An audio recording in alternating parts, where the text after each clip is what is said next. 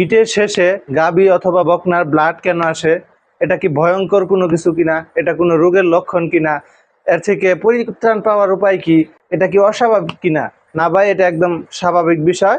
যদি ব্লাডটা একদিন পরিমাণ স্থায়ী থাকে, মানে 2-3 বার আসে বা 4 বার আসে, মলের সাথে আসে, তাহলে এটা স্বাভাবিক বিষয়। এখন ব্লাড কোন সব গরুর আসে সেই বিষয় নিয়ে কথা বলি।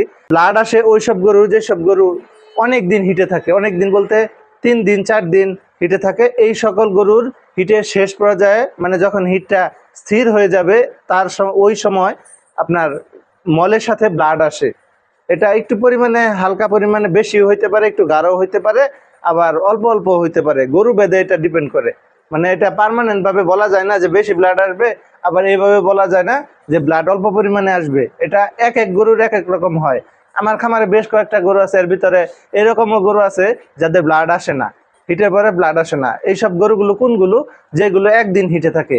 মানে ধরেন আজকে রাত্রেবেলা 2টা 3টা হিটে আসছে, কালকে সন্ধ্যাবেলা শেষ, মানে একদিনের হিট যেটা, এই সকল গরুর ব্লাড আসে না।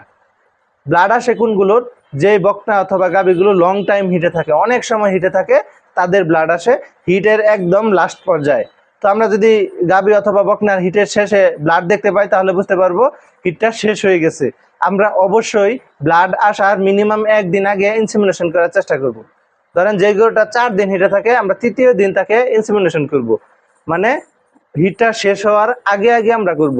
শেষ হয়ে গেলে বা ব্লাড চলে আসলে করার কোনো মানে নাই, তখন ভালো রেজাল্ট পাবেন না। মানে গরু কনসিভ করে না। খুব কম গরু দেখা যায় যে ব্লাড আসার পরে সিমেন্ট দিলে কনসিভ করে, এটা খুব কম গরুর ক্ষেত্রে হয়। তো ব্লাড নিয়ে টেনশন করার কিছু নাই। টেনশন তখন করবেন যখন দেখবেন এই ব্লাডটা থামতেছে না, 2 দিন 3 দিন টানা ব্লাড আসতেছে এবং কি পরিমাণে অনেক বেশি।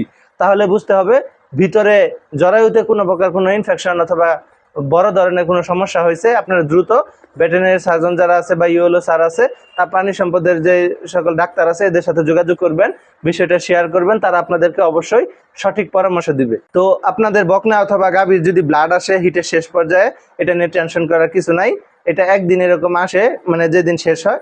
আমার খামারে মোটামুটি মনে করেন 4-5টা গাভী আছে, এর ভিতরে একটা গাভী আছে যার ব্লাড আসে না, আর প্রায় সবগুলারই আসে। মোট কথা হচ্ছে, যে সকল গাভীতে মনে করেন হিটের লংজিভিটি বেশি, হিট থাকে বেশি সময়, তাদেরই ব্লাড আসে। এটা একদম স্বাভাবিক প্রক্রিয়াতে, ভয় পাওয়ার কিছু নাই। এরকম হইলে গাভী কনসিভ করানো যায়, এটা নিয়েও চিন্তার কিছু নাই। এক ভাই আমাকে ইনবক্সে বলছে, ভাই আমার বকনা তো হিটে আসে কিন্তু হিটের শেষে ব্লাড আসে, এখন কি এটা কোনো সমস্যা কিনা? তার এলাকার কোন ডাক্তার নাকি বলছে যে, মানে হাতুড়ি ডাক্তার আর কি, বলছে যে এটা সমস্যা, এরকম থাকলে গাভী কনসিভ করবে না, চিকিৎসা করাইতে হবে, 6 না 7 হাজার টাকা লাগবে, মানে টাকা খাওয়ার দান্দা আর কি, এরকম বলছে। ভাই এটা কোনো বিষয় না। আপনার জরায়ুর সম্বন্ধিত চিকিৎসা আপনাদেরকে 2 বার বীজ দেওয়ার পরে করতে হয়। ভালো একজন ভেটেরিনারিয়ান সার্জনের পরামর্শ নিলে আমরা একটা গাভী যদি টানা 2 বার সঠিকভাবে বীজ দেওয়ার পর কনসিভ না করে, আগে তার চিকিৎসা করাই ডাক্তারের মাধ্যমে, তারপর পুনরায় চিকিৎসা শেষ হলে আবার ট্রাই করি। কিন্তু 2 বার 3 বার 5 বার 6 বার 10 বার এরকমও বীজ দেন অনেকে আছে, কোনো চিকিৎসা করেন না। এরকম করবেন না। আপনার অবশ্যই 2 বার যদি কোনো গরু কনসিভ না করে, তাহলে বুঝতে হবে ভিতরে কোনো সমস্যা আছে বা কোনো কিছুর কমতি আছে। তখন আপনারা পুনরায় বিবেচনা করে সেগুলো সমাধান করবেন, তারপর আপনারা ইনসেমিনেশন করবেন। ব্লাড আসা যাওয়া নিয়ে কোনো বিষয় না। আবার অনেকে মনে করেন যে ব্লাড আসলে এটা ওভুলেশন কিনা, এরকম। হ্যাঁ, এটা হইতে পারে ওভুলেশন, নাও হইতে পারে। ব্লাড আপনার এমনিতেও আসতে পারে অধিক সময় হিটে থাকলে। এখন এটার সাথে ওভুলেশনের কোনো সম্পর্ক নাই। সিমটম থাকতে পারে, ওভুলেশন হইতেও পারে, এটা কোনো বিষয় না। যারা বারবার গরুকে বীজ দিয়েও কনসিভ করাইতে পারতেছেন না, যারা বারবার চেষ্টা করেও গরুকে হিটে আনতে পারতেছেন না, বুঝতেছেন না কি খাবার দিবেন, কিভাবে চিকিৎসা করবেন, তাদের জন্য আমাদের একটি ডেইরি ফার্ম বিডি চ্যানেলের পক্ষ থেকে অনলাইন কোর্সের ব্যবস্থা আছে।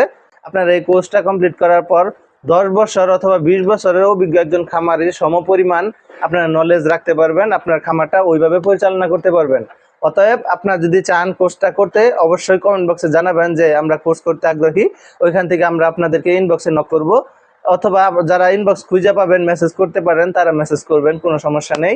যদি কোর্সটা করতে চান, এই কোর্সটা করলে আপনারা সফলতার দিকে এক ধাপ এগিয়ে যাবেন ইনশাল্লাহ।